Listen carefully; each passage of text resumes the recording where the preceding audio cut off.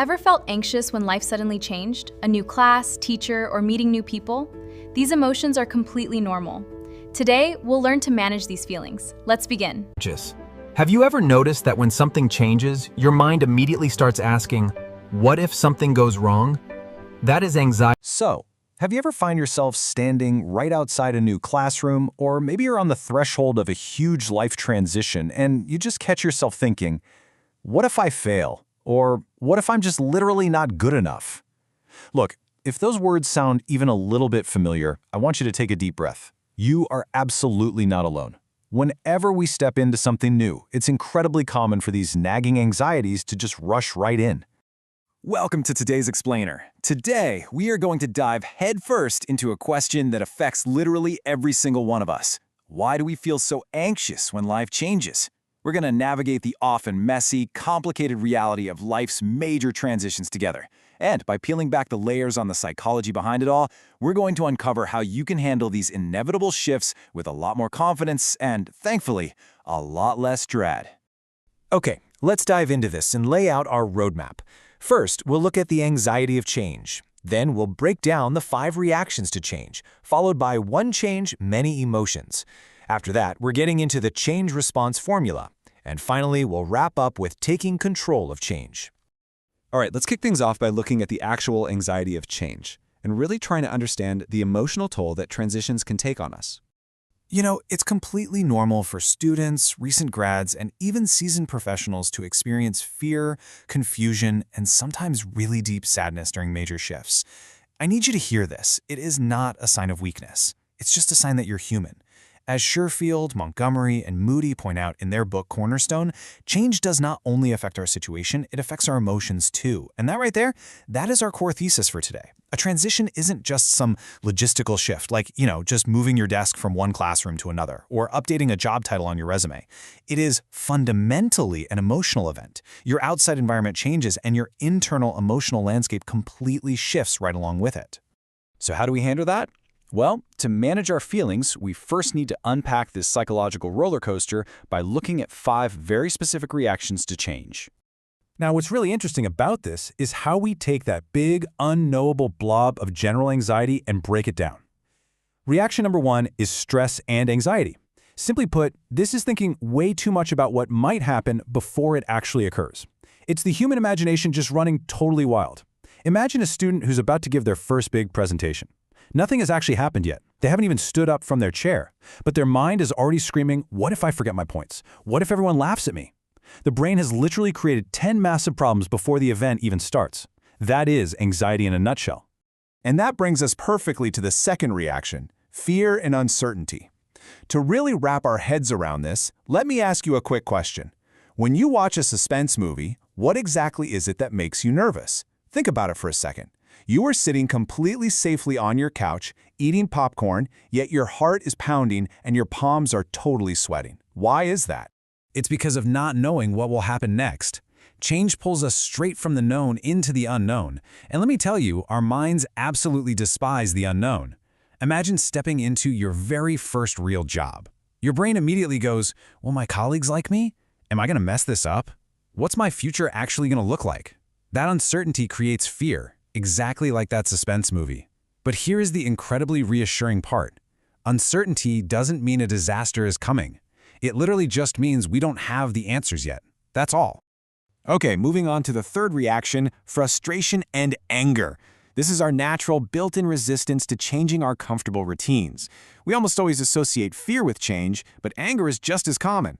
Let's say your college suddenly changes your class timetable right in the middle of the semester, or maybe a teacher shifts a seating arrangement so you aren't next to your best friend anymore. Your immediate gut reaction is probably, why couldn't things just stay exactly the way they were? And you know what? It is entirely normal to feel totally irritated when your comfortable little bubble is popped. We like what we know. Our fourth reaction is sadness and grief. And actually, this one catches a lot of people totally off guard. It's this feeling of missing your old life, even while you're actively looking forward to the new one.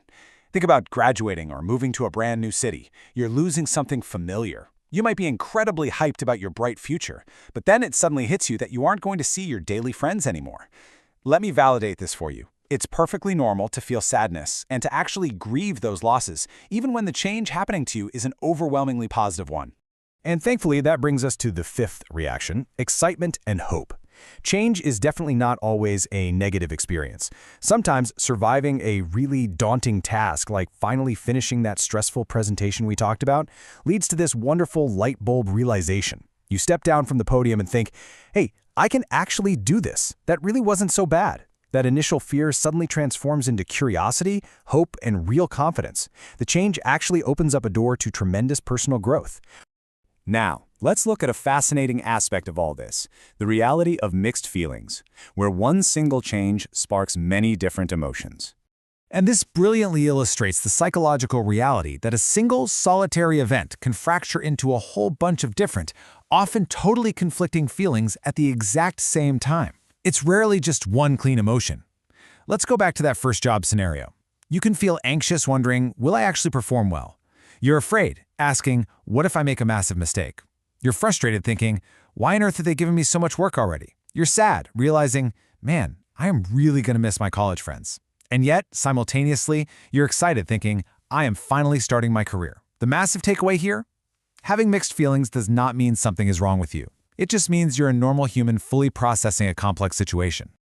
So, let's pivot the narrative a bit. We've validated those feelings, but now let's get some cognitive clarity by looking at the change response formula, basically the psychological chain reaction. Let's move to and see how this builds into a very logical framework. It's a simple psychological chain reaction. Step 1, a change happens, like, say, being assigned that presentation. Step 2, that specific change triggers your thoughts.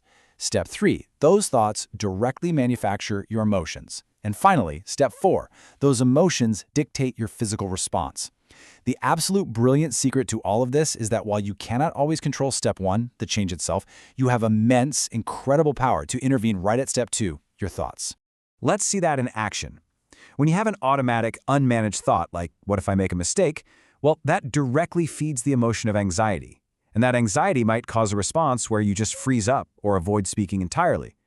But if we consciously reframe that thought to, you know what, I may make a few mistakes, but I can prepare and I can improve, suddenly the emotion becomes manageable. Taking control of your thoughts instantly manages the emotional response. It's like a superpower. Which leads us perfectly into our final section, taking control of change, giving you a real cognitive toolkit you can use. So, the crucial point is, for those moments when change creates just overwhelming anxiety, here is your concrete action plan. 4 steps. First, name the specific emotion. Don't just vaguely say, I feel bad. Pinpoint it. Are you frustrated, sad, afraid? Naming it shrinks it. Second, ask exactly what you are afraid of. Our minds love to make the problem way bigger than it actually is, so isolate the real issue. Third, focus on what you can control. That's your preparation, your effort, and your attitude. You can't control the change, but you can always control you. And finally, talk to a trusted teacher, friend, or counselor. You absolutely, unequivocally do not have to handle the unknown all by yourself.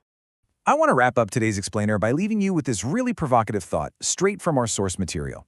Change is uncomfortable. Obviously, it takes us somewhere we haven't been before.